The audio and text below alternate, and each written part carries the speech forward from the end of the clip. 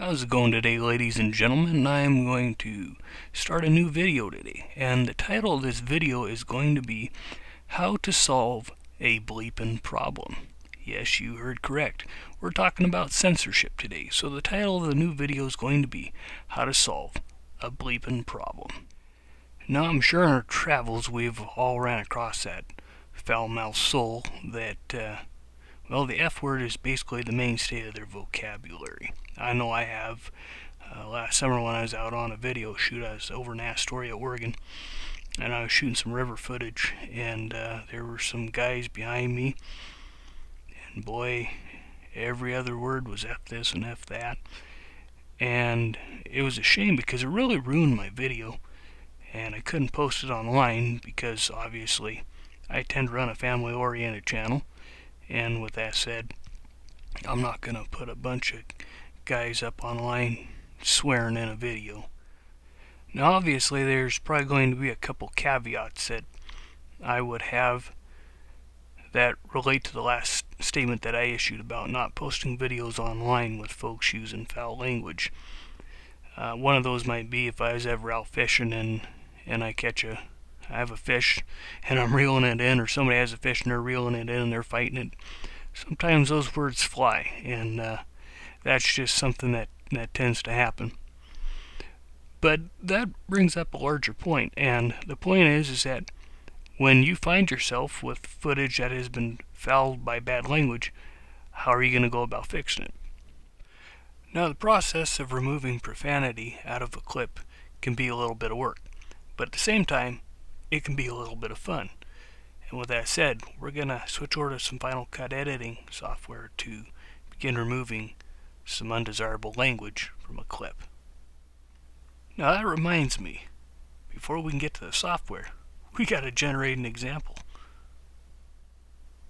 Ah, shoot, dog nabbit. Well, you're looking at my MacBook Pro, and this is what I use to edit all my footage. Unfortunately, I have no way of capturing directly off the computer, so I had to shoot the following footage with my video camera. Now here's some bars and tone. I think you guys ought to be able to recognize this. I won't torture you by making you listen to it for too long. So let's take the bars and tone that we had shown in the previous clip.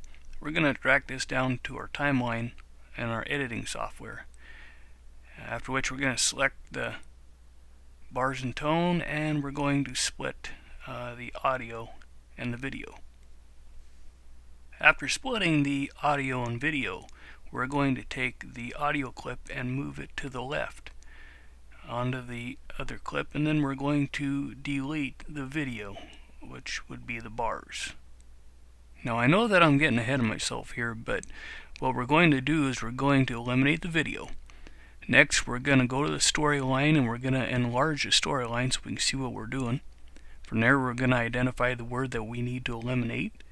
By doing this, we're going to set our entry point, and we're going to set our exit point on the word that needs to be eliminated before dragging the tone over into the affected area.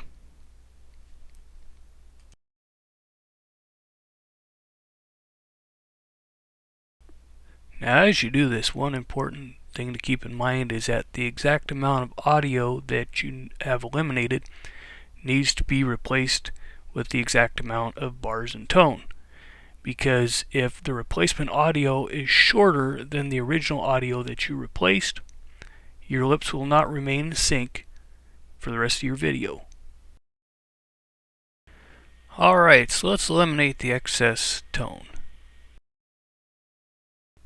And finally, we're going to swap out the tone for the original bad word and then eliminate the bad word.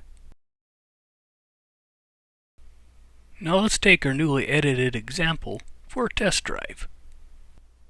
Ah, dog nabbit. Well, I guess our bleeping problem has now been solved. Alright, I'd like to thank you for taking the time to watch this video. And remember, take some time, go out, practice this newfound editing skill that I discussed here today. Because I will guarantee you, at some point in time in your travels, you're going to need it. Once again, thanks for watching.